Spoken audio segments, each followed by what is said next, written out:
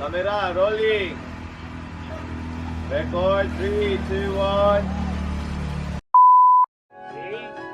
Now, ready na ang atong Yakult Lemonade.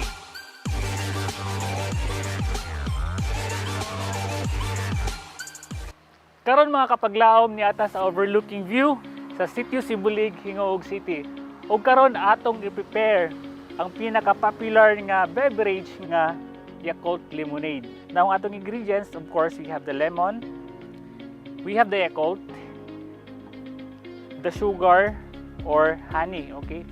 And of course, the water or ice. So, first is we need to squeeze the lemon. Kinahanglan nato siyang squeeze a little bit or ato siyang pahumuko ng kining iyang balat para mas dali siya i-squeeze, no?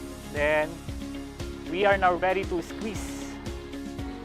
Simple lang mga kapaglaom, ato lang siyang diretsohon pag puga diri sa atong cold ice water. And then we need to add some slice of lemon. Next is atong i-add ang atong Yakult. So kinahanglan nato siyang i-shake before we open. In a 1 cup glass of water with lemon, ato siyang i-dissolve. Add our sweetener. You can add honey or white sugar. Depende sa inyong sweet preference ha. Paniid ninyo, tabang pa sa inyo ha, then you can add some more. Mix.